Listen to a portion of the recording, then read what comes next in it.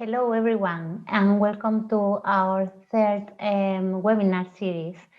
We have today the pleasure of having Professor Nigel Brandon from Imperial College London, who will be talking about the role of electrochemical technology in the low energy transition. Just to tell you a bit about Professor Nigel Brandon, his research is focused on electrochemical devices for low carbon energy applications, with a particular focus on fuel cells, electrolysers, and batteries. He's the director also of UK Hydrogen and Fuel Cells, Supergen Hub, and the chair of Imperial Sustainable Gas Institute. He's the founder also of a few spin-offs, amongst them the Ceres Power and also the RFC Power. So with no more delay, I'm sure that everyone will be looking forward to hear his talk. So whenever you are ready, Nigel, the floor is yours. Thanks for the kind introduction. Let me just go through the customary slide sharing exercise.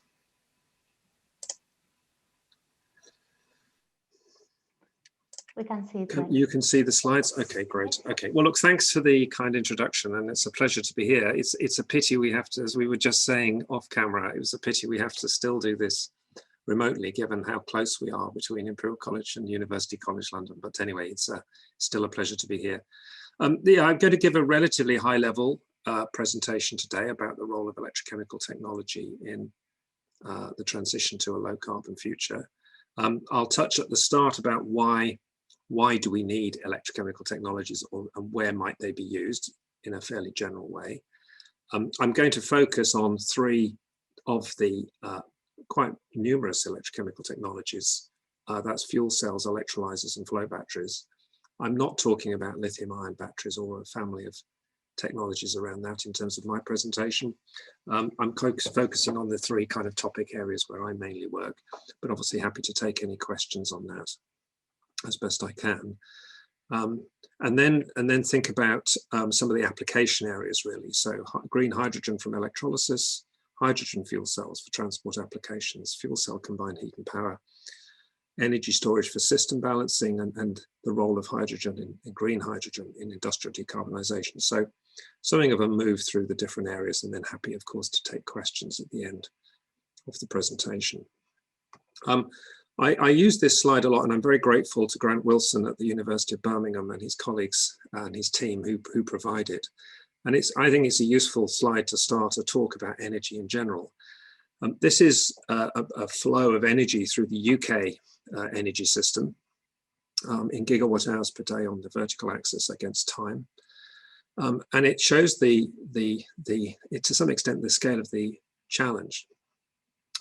The red line at the bottom is the flow of energy is electricity. And actually, it's by far and away the smallest size of energy flow through the system.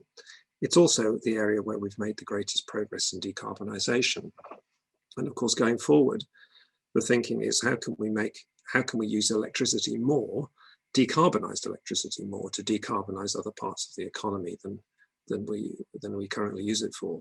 So a case in point would be this horizontal line here, which is the supply of liquid fuels, essentially gasoline and diesel, for transport applications. You can see effectively flat, except for the recent interesting fall in demand associated with the COVID lockdown.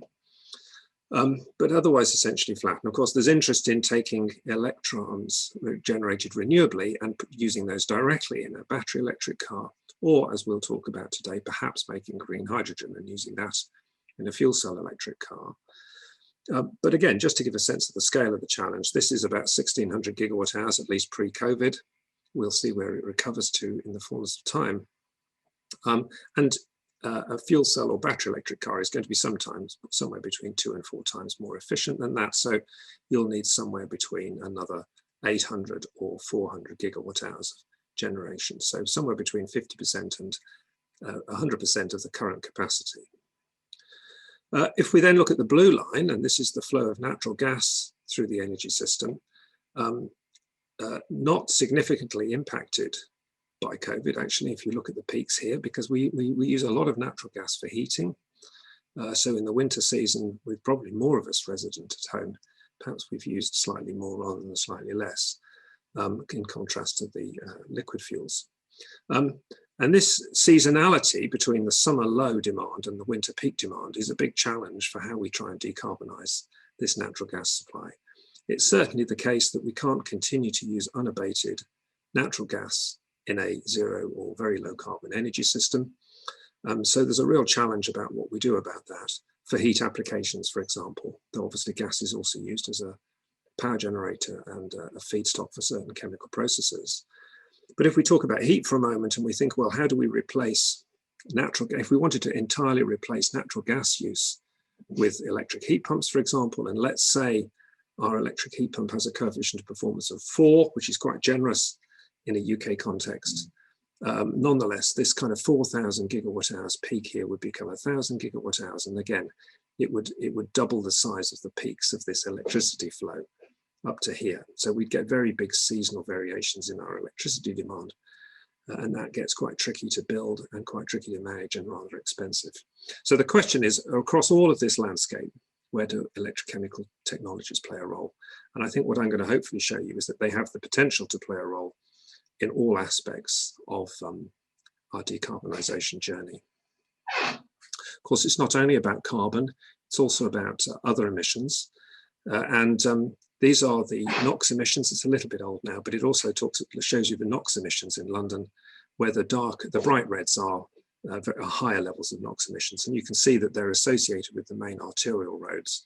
So mainly associated with fossil-based internal combustion engine road transport. And this is Heathrow out here back in the day when people used to fly on aeroplanes. So hydrogen is a carrier that's I'm going to talk about quite a bit. It's a carrier that can work alongside low carbon electricity. And indeed, we can think about how we make hydrogen from low carbon electricity by electrolysis, and I shall talk a bit about that. We can also make lower carbon hydrogen from fossil reserves or indeed biomass-based reserves through steam methane reforming, provided we capture the CO2 and take that out of the system through carbon capture and storage or some similar process. This produces what's referred to as blue hydrogen, so not zero carbon, but low carbon hydrogen. And we produce green hydrogen, so-called, by renewable electrons through an electrolyser. Once we've made that hydrogen, then that hydrogen could be used to replace natural gas, for example. So it's a decarbonized molecule that could go in for heat, or it could go into certain types of transport applications as a transport fuel, or it could go into various industrial processes, again, to replace natural gas or to replace coke in steel making, for example. So by making hydrogen in a low carbon way, of which electrochemistry plays a potentially very important role, we can think about its utilization in a variety of applications where, again, electrochemistry has the potential to play an important role. So having given that kind of introductory comment, let's talk about some of the specific, where the field is today, for those that are perhaps less familiar with it. And there is the old adage, if you work in fuel cells, and indeed hydrogen, fuel cells are always 40 years away and always will be. Well, that's changed, and industry shipped something like 1.5 gigawatts of fuel cells last year, actual sales. So there is a change in pace here. I want to talk about some green hydrogen to start with, though, and talk about electrolysis. And this is a subject of increasing interest to policymakers. They've really latched on to the opportunities around green hydrogen. And there are different flavors and types of electrolyzers, alkaline electrolyzers being the most commercially mature and widely available at a sort of 100 megawatt sized unit, about 65% efficient. Quite big, large footprint pieces of equipment and not very good at load following, but a very good base load generator and a very mature technology that we've had for over 100 years. PEM electrolyzers are new technology, relatively speaking, now coming through increasingly through commercialization and available at the kind of megawatts-ish level. Again, about 65 or so % efficient today. Uses quite a lot of precious metals. And so there is an open question a little bit around the supply of platinum and iridium and also titanium. for this type of technology, but produces hydrogen flexibly under pressure, which is useful for things like vehicle refueling in particular. And then a technology I'm particularly interested in, which is solid oxide electrolysis. This electrolyzes steam to hydrogen, and because of its high temperature of operation, gives you an electrical efficiency that's much higher than the low temperature process. It's about 90% efficient. And the efficiency can be higher than that if you have waste heat available to heat to meet the heat of vaporization of water and raise steam. And this paper here, which I've taken this graph from, is a useful summary for anyone that's interested in the field, and paints a picture of current density, which is effectively the rate at which you produce hydrogen from a reactor. So the higher the current density, the higher the power output, and so at least in principle, the lower the capital cost. And efficiency up here. We see the picture for alkaline, PEM, and solid oxide, painting a landscape across the picture here. And there's been some useful work to look at the cost implications of green hydrogen. And I think one of the things that we should be very clear about at the start is that green hydrogen, hydrogen by electrolysis from renewables, is currently by far and away the most expensive way to make hydrogen. It's more expensive than blue hydrogen from carbon capture and storage and fossil, and that in turn is more expensive than unabated hydrogen, so hydrogen made by steam reforming natural gas, which is how we make hydrogen technologically today. In fact, much of the world's hydrogen is made, 96% of the world's hydrogen today is made from fossil fuels, and it's made for the chemical sector in particular, in petrochems. But this IRENA report paints, I think, a good picture of the potential for cost down of green hydrogen. And the critical factor here is the cost of the electricity that's going into the electrolyzer. 60 to 80% of the cost of green hydrogen is the cost of the electricity. And if we start to consider green hydrogen electrolysis taking place in countries with low cost renewables, that makes a huge difference to the cost of that green hydrogen. It's one of the reasons why the world's largest green hydrogen project today is in Saudi Arabia, taking low-cost solar and wind into green hydrogen, and then in turn actually into green ammonia for export to Europe. But as well as the cost of the electricity, there are also room for improvement in the actual electrolyzer. And so the electrolyzer efficiency does play an important role also, because it defines how much of that expensive electricity you need to use. But there are trajectories now for getting green hydrogen costs down to around $1 per kilogram. And at that point, you're competing directly with fossil-based hydrogen. I'm not really talking about my research today. Happy to take questions on it, but just to paint, for those who are interested in the more underpinning aspects, my group spends a lot of time thinking about the materials for these sorts of devices and how you engineer cells and stacks, utilizing them. And this is an example of one of my recent PhD students, and now in a postdoc with us, Mengzheng Yuang, who did some work on electrospun, the application of electrospinning to make some interesting fiber-based materials and some fiber structures, which we think give us some performance advantages in high temperature electrolysis and fuel cells. And much as I know, there's huge amounts of work at UCL also in these sorts of areas, particularly in the groups of Paul Shearing and Dan Brett in chemical engineering, and we touch base with them regularly. So we're very interested in these types of materials innovations and its relevance to this field. So moving then on to from electrolysis to make hydrogen, to what can you do with the hydrogen, and particularly now looking at transport applications and the application of hydrogen in fuel cells. And whilst fuel cells can run on fuels that are not hydrogen, they work very well on hydrogen. And so there's been a strong coupling for many years between the generation of hydrogen and its conversion back into electricity in a fuel cell. The Fuel Cell 101 slide says that there are, broadly speaking, and today really mainly two types of fuel cells. There are actually a range of other types, but these are the two main types of commercial interest today. The proton exchange or polymer electrolyte membrane fuel cell, the PEM. This is the type of fuel cell that we will find in the majority of our fuel cell cars, trucks, and buses that I'm going to show you pictures of. In a fuel cell, we put fuel on one side, shown here as hydrogen. We put our oxidant on the other side, normally air. We have a membrane separating the two with two electrodes that are catalytic for the electrochemical reactions that need to take place in a low temperature fuel cell. This uses platinum group metal catalysts, which are needed to be stable in the chemical environment and sufficiently active to drive the reactions at the right rate. We oxidize our hydrogen, forming protons. Those protons pass across a membrane that's selective to proton transport, where they combine with oxygen, and the electrons pass around an external circuit when the device is connected across a load, generating current, and a voltage is generated based on the thermodynamic driving force for the reaction. And typically, an open circuit when no current's being drawn, that's about 1 volt, but it falls down to perhaps 0.7 or 0.65 volts as we draw current, and that gives us power, and that's we directly generate DC power, but we do so very efficiently, and so it's the most efficient way of turning a chemical fuel into power that we can consider. And typically, even at a kilowatt or so in size, these devices are 60 to 65% efficient.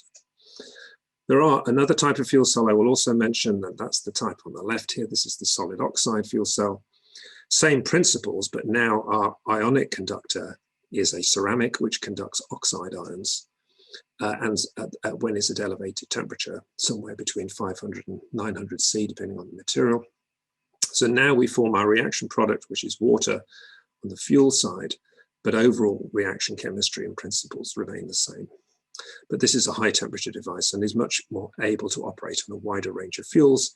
The low temperature type requires high purity hydrogen, because otherwise the platinum group metal catalysts get poisoned. The high temperature variant does not, and indeed can use carbon monoxide, for example, as a feedstock as well as hydrogen. Okay, so let's look at where things are technologically. This is the hydrogen fuel cell Mirai that we have at Imperial. I think you have a hydrogen fuel cell Mirai at UCL as well, courtesy of Toyota. And that's a really good example of the type of hydrogen fuel cell car that's available. Toyota are bringing out the latest Mirai this year, which is still relatively expensive at about £50,000 and goes further at 400 miles. But it's an impressive piece of technology.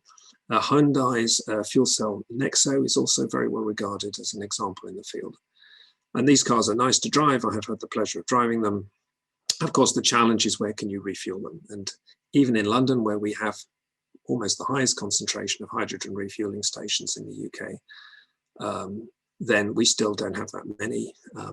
So there is a sort of circularity, as always, between the refueling infrastructure and the vehicle infrastructure. And that still remains, it's fair to say, a kind of work in progress.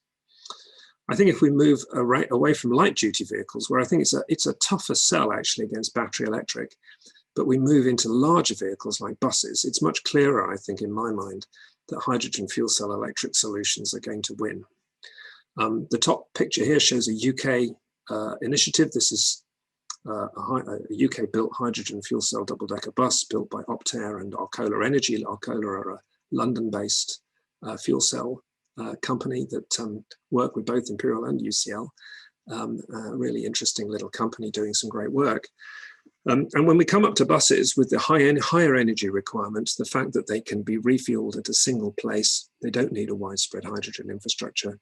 They meet a public good, a societal benefit in terms of better air quality. I think the economics and the motivations here are easier than for consumer vehicles alone. And indeed, there are ambitious hydrogen fuel cell electric bus programs around the world, particularly in Asia and the US. I think the other really interesting opportunities on trucks, battery electric trucks.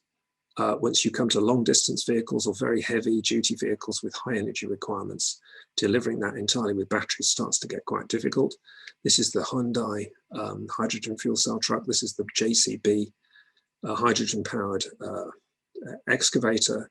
Again, really interesting opportunity areas to consider hydrogen linked with a fuel cell as the prime mover for those vehicles. And it's interesting to see moves by companies like Bosch into hydrogen fuel cell powertrains with a focus on this application area. Another area that I've been working in this area a long time, but I certainly hadn't seen coming perhaps a number of years ago, is hydrogen fuel cell electric trains. So the interest here is to replace diesel and to replace it with hydrogen on train lines that don't warrant full electrification because of the capital cost. Germany and Austria have led the way here with Alstom's hydrogen fuel cell trains now taking fare-paying passengers for several years and clocking up many thousands of kilometers in service. The Breeze here has just come over to the UK. This is a variant effectively of this Alstom technology, but customized for the UK market. We need to, my understanding at least, is that we now need to put the hydrogen storage under the train rather than on top of it, because our bridges are not as high. So it's an adaptation of this technology to meet the UK market. And this is a Hydroflex. This is testing, collaboration with the University of Birmingham, testing in the UK at the moment. Oops. Yeah. Okay, so the landscape on transport is interesting. I haven't spoken about air, I haven't spoken about shipping, but all of those are relevant and happy to take questions on it. I want to move on to kind of stationary heat and power now and the role of fuel cells in that, fed on hydrogen or indeed fed on other fuels. The introduction mentioned our Sustainable Gas Institute at Imperial College, and if anyone's interested in this space, you're very welcome to go and look at the white papers we've produced. This is one from a few years ago now, looking at the options for decarbonising the gas grid, essentially with biogas or hydrogen. And this, whilst it may be tricky to read, I don't know, this slide on the left highlights the scale of the challenge for the UK. So this is different countries here, and the axis along the top is the percentage of households connected to the natural gas network. And you can see that the UK's the second highest number of our buildings are connected to the natural gas network for heat, particularly heat, but also in some cases for cooking. At 85%, the next the only higher one is the Netherlands, just the other side of the North Sea there, with a 95%. And not surprisingly, these are all countries that have optimized for the availability of North Sea gas and built an infrastructure around that. But we've made it clear already, we can't continue to do that. We have to decarbonize that energy supply, either by replacing it with decarbonized electricity or by decarbonizing the gas. And that's one of the opportunities of interest around hydrogen. Asia, I think, has been focusing on some of these challenges for a long time. This is a program in Japan, the so-called Japanese Anyfarm program, in which 300,000 customers, probably more than that now, have purchased fuel cell micro combined heat and power units. So a micro combined heat and power unit is a unit that generates power within the home and captures heat locally and uses that heat within the home. And Japanese homes use a lot of heat, so they have a very high heat to power ratio. In this particular vision here there's a fuel cell. In fact, they show here operating on natural gas, and that's true. It will work very well on natural gas or LPG. And in the future, of course, could work on hydrogen perfectly well. And that's coupled then with renewable generation to top up the electrical demand. So that's a kind of Japanese vision of the technology space. And if you'll bear with me, we set a company up a long time ago now in 2000 to try and innovate in this space. It was called Ceres Power. It was mentioned in the introduction. And we filed a patent based at the time off an EPSRC project. And this was the EPSRC project that we had back in the days before full economic cost, and £260,000 went a long way. But it funded a postdoc for 3 years. Dr. Naoki Oishi, who did a fantastic job for us. And this we'd filed a patent, and the grant gave us the opportunity to develop that further. And indeed, 20 odd years later, that's what's happened. And many people at the company have put in many hours of effort to advance the technology forward. This is public information from Ceres publications looking at what materials they use. And in this case, you can see the technology relies on a porous steel support coated with a particular anode composition, and then an electrolyte, which is the oxygen ion selective material, and then a cathode material that is not disclosed. And in fact, for those who are interested in the details of these things, the electrolyte itself actually contains an electron blocking layer, because otherwise you get too much short circuiting current through the otherwise mixed conducting electrolyte. But the use of the steel support is really important. It gives significant durability. It allows you, for example, to have simple joining with gaskets and simple joining with welding. This is a picture of the cell without the cathode layer on top of it. And it gives you a very robust technology. And this is a sort of kilowatt stack built out of Ceres cells. And this is the pilot fabrication line at the company's facilities in Horsham to the south of London. And if anyone's interested, they did feature in a Robert Llewellyn fully charged video available on the internet with the manufacturing line being shown. So this is a technology, this is a solid oxide fuel cell technology. The company are looking at trying to also develop a solid oxide electrolyzer variant, but in solid oxide fuel cell mode. Bosch are taking that, have invested in the business and are helping develop the manufacturing, which of course is really important in all of these areas. How do you get to volume manufacture? Weichai are a big, a very large company in China and are working with Ceres to put this technology in as a range extender into electric buses in China. Doosan, of course, a very well-known South Korean industrial conglomerate working with them on shipping applications. And Miura, are actually selling a product in Japan. You can buy a 4.2 kilowatt fuel cell CHP unit in Japan, a fuel cell generator unit in Japan with the Ceres stack inside it. So very interesting to see these products starting to get over the line 20 years after the research grant that started it all off. So I want to move away from fuel cells now and talk a little bit about energy storage and the role of electrochemical technologies in energy storage. I'm not going to talk about battery electric vehicles unless you've got questions for it, because I think there's a lot of work already in that space. I'm really going to talk about grid energy balancing rather than batteries for electric vehicles. And the first slide really picks up some of the challenges that was highlighted in that opening slide I gave about energy flows through the UK energy system. As we put more, if we want to use decarbonised electricity to decarbonise other parts of the sector, we need to put in a lot more capacity, and it needs to primarily be renewable capacity. And this is some work really led by my colleague Goran Strabak at Imperial College, and it's published in this paper that we put out in Progress in Energy recently on the value of flexibility.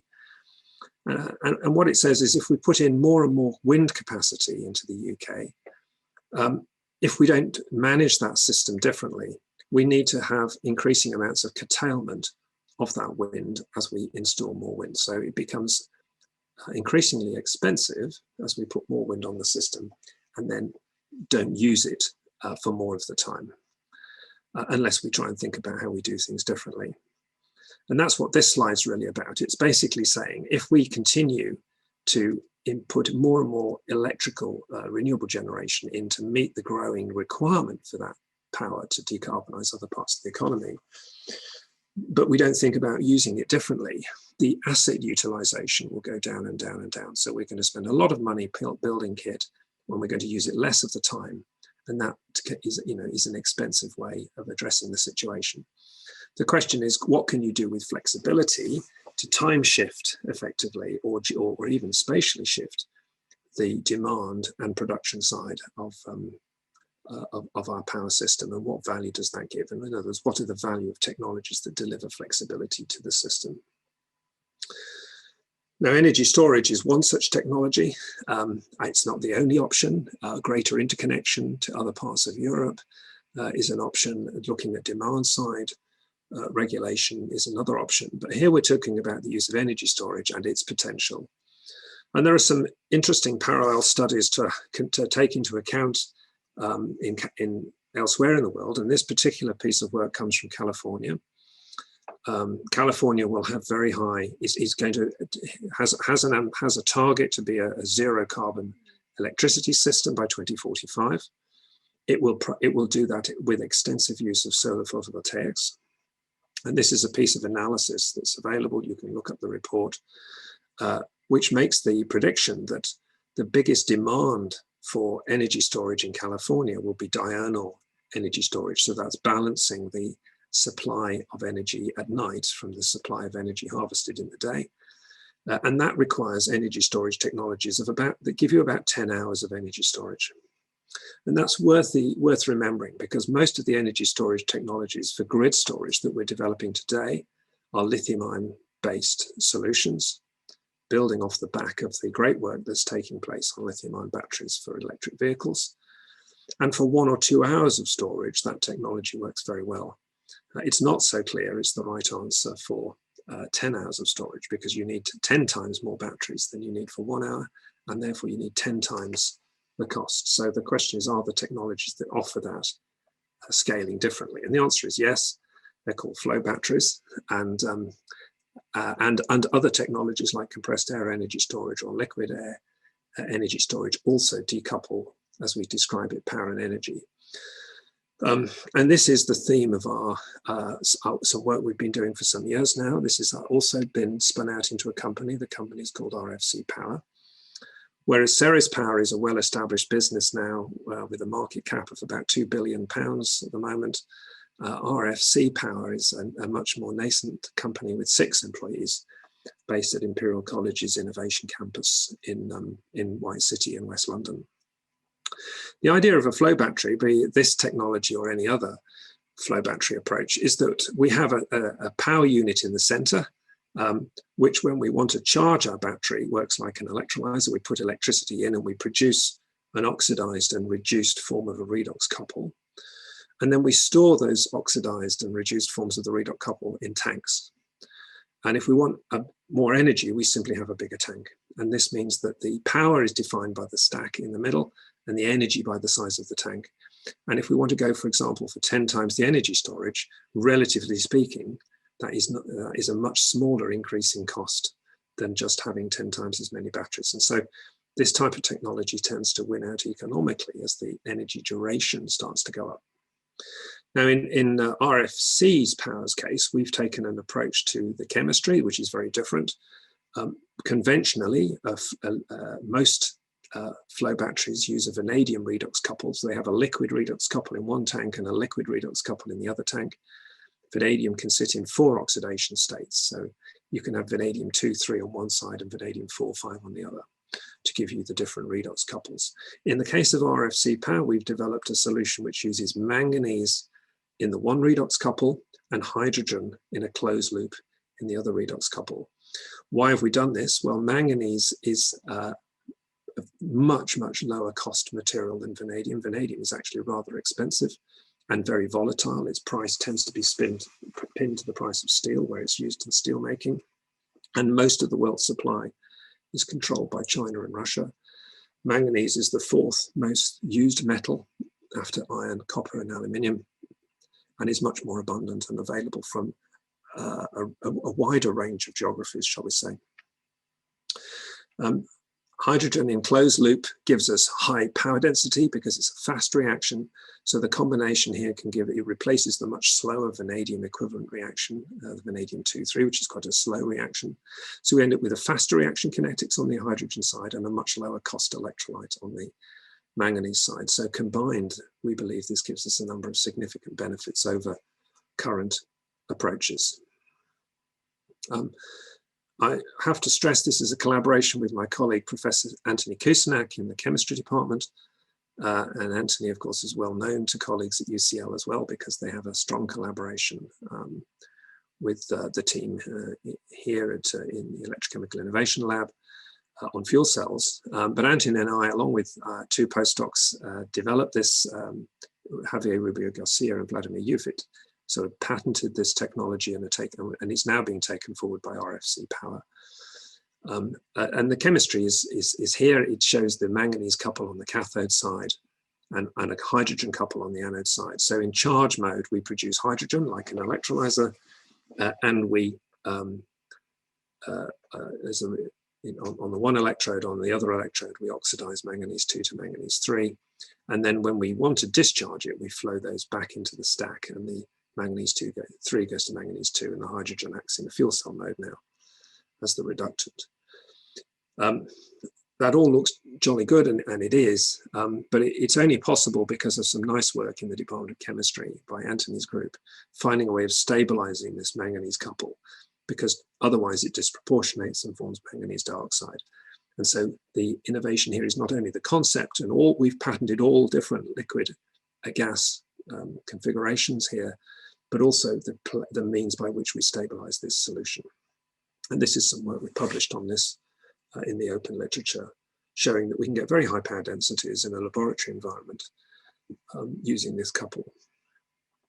So this is the vision for the company, the lowest cost form of long duration energy storage for typically more than 4 hours, 8, 10, 12 hours of energy storage, using this hydrogen manganese approach, which gives us good round trip efficiency, over 80%, can discharge down to 100%, from the 100% state of charge to 0 state of charge, and therefore a low levelized cost of storage.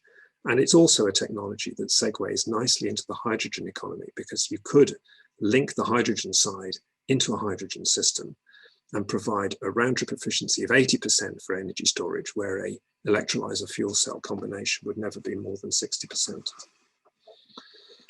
And I'm grateful to RFC providing some data. This is some data from some of the test cells work that's going on at the moment. And I don't know if you can read it, but this shows you over 700 full charge discharge cycles without any drop in efficiency. A little bit of capacity drop after 720 cycles because of an instrument issue, but we have a patented electrolyte regeneration process that recovered that back to full capacity. And these are RFC Power's own cost projections. And the blue line here shows how the cost of this system in terms of dollars per kilowatt hour installed falls as the storage duration goes up. And this reflects this balance between tank size and stack cost. In contrast, your lithium ion cost, or indeed the cost of any conventional secondary battery, is flat as the storage duration goes up, because you simply need more of them. The line you draw here depends on your vision for future lithium-ion battery costs. This is shown at $150 a kilowatt hour on this particular graph, but you can pick your line depending where you think the future is. Certainly at the moment, we get below $100 a kilowatt hour at 10 hours of storage with the flow battery technology, and down to below down below $50 a kilowatt hour for a sort of over 24 hours of storage, which is very cost competitive. Okay. I want to move a little bit away from the few hours of storage to the few weeks of storage. And I think if we start to think about the UK system, so for solar, it's more about diurnal storage, but for wind, which of course will be an important renewable source in the UK, it's more about those periods in the winter when the wind does not blow, and we may have multiple weeks with low wind generation. And how are we going to address that at a system level? Again, in this paper on the value of flexibility, we touch on this. And this is a calculation from my colleague Goran Strabak's team, looking at the level of hydrogen reserve you'd need to deal with a low wind period. So if you're saying, well, we're going to have a strategic gas reserve to deal with the period of low wind, and we're going to have it as hydrogen, how much hydrogen does that mean? And indeed, if it's not hydrogen, in general, how many terawatt hours do we need to store? And as a function of the number of weeks with low wind, you can see, say, for 2 weeks of low wind, we need approaching 20 terawatt hours of storage. For 1 week, about 10. What does that look like? Well, this is a photograph of the Dynolwg pumped hydro station in Wales, in Snowdonia National Park. If anyone's had the chance to visit, it's well worth a visit. Not open at the moment, of course. And this is a pumped hydro facility in which a very large amount, about 1 million cubic meters of rock were excavated from this mountain, because it's in a national park, and a pumped hydro facility built. This gives you 9.1 gigawatt hours of storage. 9.1 gigawatt hours. Okay, so if we go back to this slide here and we need 10 terawatt hours, we need 1,000 of these. If we need 20 terawatt hours, we need 2,000 of these. So it gets very hard to envisage a system in which we deliver that level of strategic reserve without storing our energy in chemical molecules like hydrogen. Does that sound far-fetched? Well, no, because we already store natural gas in caverns under the ground, and typically in solution-mined caverns in salt reserves. And indeed, we store hydrogen that way in places where we want to provide a strategic reserve of hydrogen for the local petrochemical industry. So it can certainly be done. Of course, we don't normally do it for this reason, but it's certainly technologically capable. And this, I think, is a very useful report. It came out from in the International Journal of Hydrogen Energy, and it's actually a German-led assessment of the technical potential for salt cavern storage for hydrogen in Europe. And the different lines here, obviously for different countries, show the amount of cavern storage capacity in terawatt hours, either near shore, onshore or near shore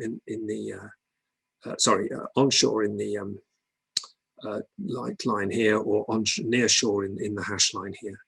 Bearing in mind we need, what was it, about 10, yes, let's just remind myself here of my own self. Yeah, about 10 terawatt hours in the UK. You can see the UK is, where are we here? But here we are. So we've got then, and this is 100 terawatt hours. So we've got loads of capacity, and so have most other countries in Europe, if that's what we chose to do. And my final slide, yes, because I'm about right on time. My final slide is about industrial decarbonisation and the role of hydrogen in that. And again, it has to be stressed here that this has to be either green hydrogen or blue hydrogen. It has to be low carbon hydrogen. And there are two big opportunities in particular, I think, that we can think about. One is about ammonia synthesis. Ammonia production accounts for just about 1.4% of global CO2 emissions, of which the biggest contributor to that is hydrogen production from fossil fuels, coal or natural gas. And so that is a big factor. About 6% of the world's natural gas is used to make hydrogen today for ammonia synthesis and other petrochemical processes. So we could replace that with green hydrogen directly and mitigate that level of global emissions. There are also other thoughts and other more novel concepts around the system configuration, which would also give other advantages. This is the large project I've mentioned in Saudi Arabia already. I think the other big opportunity is around steel making. Steel produces about just under 3 gigatons of CO2 per year. And if it's not changed, it alone will use 50% of the world's carbon budget by 2050. And this is clearly not a viable outcome. Of course, most steel is made in a blast furnace using coking coke as the source of heat and the reducing agent. Steel is made from direct iron reduction in some parts of the world using natural gas, but again, a fossil-based approach. The opportunity here is really to replace that natural gas-based direct iron reduction process with hydrogen as the direct iron reduction process, a little cartoon of the flow sheet shown here. But let's not underestimate the scale of the challenge here. That would make all blast furnaces obsolete or require carbon capture and storage to be put on the back end of blast furnaces for steel making. But it's clearly gives a sense of the scale of the decarbonisation challenge. So my concluding slides, I've given a bit of a whistle-stop tour, but I hope I've shown you is that electrochemical technologies offer high efficient and flexible means to segue and convert between electrons and molecules. And as we move to our future low carbon system, that ability to flexibly move between electrons and molecules is likely to be increasingly important. All electrochemical technologies are underpinned by materials science and engineering, and for those of us interested in high temperature devices, the mechanical engineering of those is extremely important as well, the thermal management. And we have to be able to make things at volume, that's important too. I've focused on electrolysis. I've talked about fuel cells for transport and heat and power, and the use of hydrogen for system balancing and decarbonisation. These are all important topics and at the forefront of policymakers' minds at the moment. The UK does have a great science base in this field, including really excellent work at UCL. We like to think we contributed Imperial as well, but we've got a great base in the UK and some great companies as well. So we're well placed to take it forward. I'll close with leaving some links on the page here to the electrochemical science and engineering work at Imperial if you're interested in the research. The Hydrogen and Fuel Cell Supergen Hub, which is the national program for hydrogen and fuel cell academic research. Professor Paul Dodds at UCL is the lead on energy systems, for example, within that hub. The Sustainable Gas Institute at Imperial and our broader energy program. So I'll leave it there. Thank you very much. Thank you very much, Nigel. It has been an extremely informative presentation, touching from different aspects. We have a few questions from our audience. So the first one is from Helen Chersky. She was mentioning that she's interested in the slide about your research that mentions nickel as an important component, and saying that there are already big discussions about how to source metals for batteries in an electrified world, and shortages of nickel are forecasted. Yeah, I don't need to find the slide. Yeah. Is there an effort to avoid the metals that are likely to be needed for batteries? Yeah, I mean, it's a very good point. And nickel is used because it's electrochemically active, sufficiently electrochemically active, adequately low cost, and adequately electronically conducting. So those are the characteristics, and it's active for steam reforming, which for this type of solid oxide approach, if you're not putting in hydrogen, you're putting in, say, methane, you can actually drive that methane reaction to syngas using the nickel, because nickel catalysts are used to drive that steam reforming reaction. It would be nice to replace nickel for several reasons. One, it's not without its problems. When you're processing nickel powder, it's a carcinogen, so there's a health hazard you have to pay attention to in the manufacturing process. It isn't the cheapest material either, right? So obviously there is a cost benefit in replacing it with something lower cost. It's not impervious to damage. So if there are sulfur in the fuel, which there can be with some biogases, for example, then it can be poisoned by that sulfur species, so you have to take care to remove it. Also, it has a propensity to trigger carbon formation. So some carbonaceous fuels can result in carbon formation. So it's not without its problems. There are interests in replacing it with some oxide type materials like titanates and vanadates. They have some advantages in terms of their oxidation resistance, their failure modes. They're not as conducting, but nonetheless, they're looking attractive. People have tried to replace it with copper, but copper's not really very electrochemically active. So it still remains the industry standard at the moment. There's been quite a lot of work because it's not a perfect material. There has been quite a lot of work to think about replacing it. But as yet, none of the SOF, none of the solid oxide development companies have found a replacement they're happy to live with. So there is still work in progress there. She had also a follow-up question, is how do you see the load following performance of the state-of-the-art PMFCs when the loads are highly dynamic in transportation applications? Yeah, so the most commonly used fuel cell technology in transport is the PEM, right? So this runs at about 80 to 100 degrees C-ish. So it's relatively low temperature. It's extremely fast responding. So I can give my answer in two ways. One is all electrochemical technologies have very fast electrical response. So they will electrochemically respond very quickly. The high temperature technologies then also have a thermal response, which is a slower response. So you have a very fast electrochemical response. So the instantaneous voltage change, for example, will be very quick. The thermal transient on a high temperature fuel cell will take you minutes, but it's much less of the thermal transient on the PEM is much less of an issue. So you get very fast load following on a PEM and no problem at all, for example, meeting the duty cycle for a transport application. Also, to be clear, in a transport application, it's really a polymer fuel cell battery hybrid. They all have batteries in there as well. And that makes sense because you can't capture regen braking in a fuel cell. You need a battery to capture regen braking. And the battery can also help you with really fast transients. You know, if you really wanted to give as much as it does is in an ICE battery hybrid.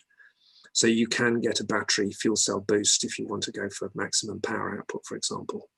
So it's very similar to an ICE battery hybrid in that respect, except that it's a PEM in electrochemical engine rather than an internal combustion engine. Okay, thank you for that. We have also another question. Peng Wu, would you like to ask the question? Sure, can you hear me? Yep. Yes, we can hear you. Thank you very much for the very informative talk, Professor Brandon. So I have two questions. The first question is about the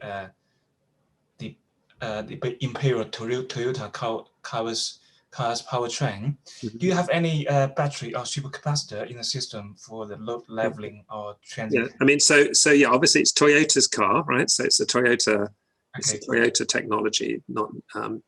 So just to be clear, it's a Toyota Mirai, which is made by Toyota. It's the same powertrain as a Prius, but with the internal combustion engine replaced with a fuel cell. So it has a nickel metal. It has the same nickel metal hydride battery in it. In this particular version, has the old style nickel metal hydride battery you find in the original Prius. So Toyota have deliberately gone with a relatively low technology risk approach, which makes a lot of sense. They've tried to just leave the technology risk around the fuel cell and the hydrogen storage system, and use a well tried and tested nickel metal hydride battery. So it's got the same battery configuration as a Prius. Okay, thank you very much. If I may, I have another question. The second question would be about the solid oxide fuel cells. As I can see, the energy power density for the solid oxide fuel cell is much lower compared to the PEM fuel cells. Yep. Actually, the power density is quite important for transportation applications because we have very limited space and weight margins for the system. So the question is, for the solid oxide fuel cell, in terms of the power density, how much potential you can see for the improvements for solid oxide fuel cell? Sure. Yeah, I mean, you're absolutely right. I mean, PEMs are up to about 5 or 6 kilowatts a litre now, which is, getting to be quite power dense. Solid oxide fuel cells are not. They're perhaps around 1 kilowatt per litre. I think you'll never get the same power density of a PEM as with a solid oxide. The current densities will be lower, and it will never reach PEM levels, if that's what matters, if that's the critical aspect. So I think for small vehicles, they will remain PEM powered. I say small, light duty, cars, vans, things like that. Certainly motorbikes and bicycles. For larger vehicles, I think it's a more open question. You can see that Weichai are putting solid oxide fuel cells on buses. However, it's not the engine. It's an auxiliary power unit on the bus as part of a hybrid system.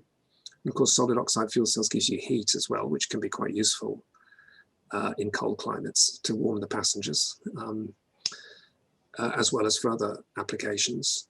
Once you come into even larger vehicles, like trains and ships, I think it's a much more open question about what the right technology is, because you've got different weight and volume requirements.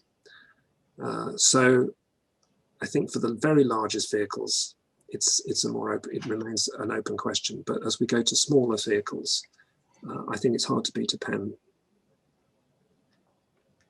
Thank you very much for answering the question. Yeah, so in marine applications, what I can see is solid oxide fuel cell is mainly used for auxiliary power units, just as you mentioned. Yeah, that's right. Yeah, that's right today. Let's see where things go. Yeah. I think there are more opportunities. And let's also be clear, there is an opportunity here to have more than one type of fuel cell in a large system, right? If it's a multi-megawatt configuration, it may well be that you will have a difference between a kind of base-loaded high-temperature device and a more flexible low-temperature device, and that may make a lot of sense. And I'm sure, of course, some energy storage integrated in there as well. So there are going to be opportunities for hybridization of these electrochemical power sources in the same way that we see hybridization with heat engines. Thank you very much. Thank you. We have another follow-up question from Helen. She's asking us, these components, the electrolysers and the fuel cell, become more intricate. Do they become harder to recycle, or is it straightforward to design them to be easily recycled? Yeah, it's a very good question around recycling. So the answer depends a little bit where you sit. So platinum group metals are extensively recycled already. So PEM fuel cells have platinum group metals in them, and so do PEM electrolysers. And there's an extensive, the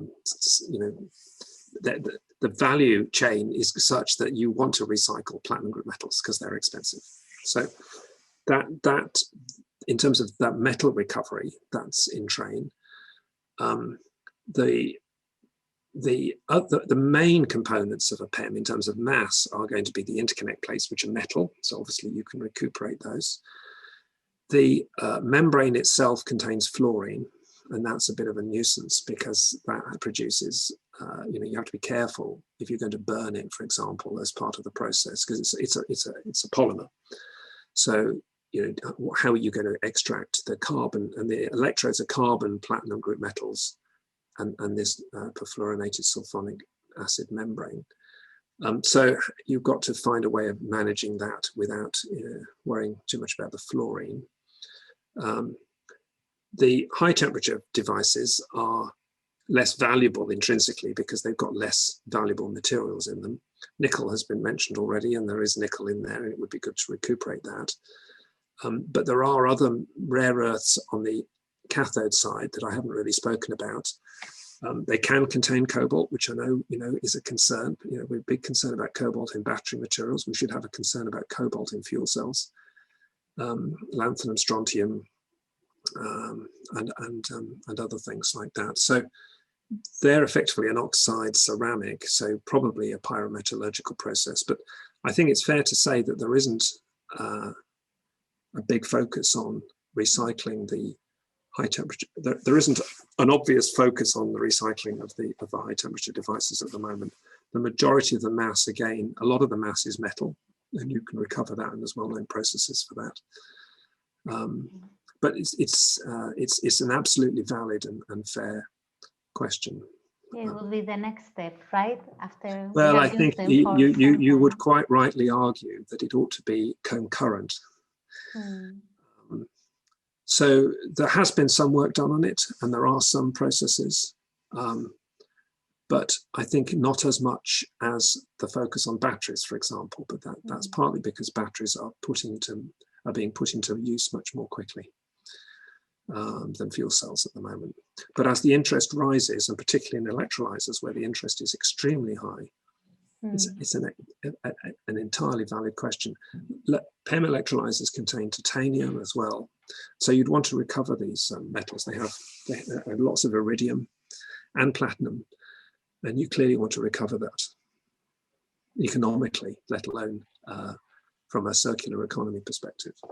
I have a question myself. It's not about recycling, but about retrofitting. How easy do you think that it would be to retrofit the current gas network to be using the carbonized gas as it would be the hydrogen? Yeah, it's a really interesting and important question. So we currently in the UK have been so several types of answers to it. Firstly, can you put hydrogen safely down gas pipelines? The answer is you can't just take an existing Victorian built gas distribution system and put hydrogen in it. It's leaky. It's very leaky. It's leaky for methane. It's really leaky for hydrogen. But we have fortunately been addressing this because it's leaky for methane, and we've been relining that gas network with polyethylene piping for some years now. And polyethylene is a plastic piping that goes inside the old Victorian distribution system, and that is impervious to hydrogen. So that's safe to use with hydrogen. There are trials going on to absolutely verify things like joint integrity and so on, to make certain that you know, that it's not only safe in the bulk, but also at the interfaces and the joints. I think that's probably an entirely doable situation. So I think we can put hydrogen quite safely down the low pressure distribution system. That's the pressure lines that go to your house, for example. There is a question then when the hydrogen goes into your home, if that's what you're using for your heating, or then you also need to make certain that your gas fitter is hydrogen trained. So there is a qualification piece around all of the gas engineers. Okay. If we then start to look up to the higher pressure distribution system, it's certainly not my area of expertise, but I do hear some people say they think it'll be fine and other people raise a concern. So I think it's a valid question around the ability of the high pressure gas transmission system, which runs down the spine of the UK, and how hydrogen able that is. And there are people working on that at the moment and looking at it, far more expertise than I. There are also trials going on from the Health and Safety Lab are involved, and others looking at the safety aspect of using hydrogen in homes and in buildings to make certain that the codes and standards are in place, the training's in place. There's another aspect which is not a safety aspect, but that the hydrogen can pick up contamination as it's going down these pipes. So whilst it may start off as high purity hydrogen, it may not end up as high purity hydrogen.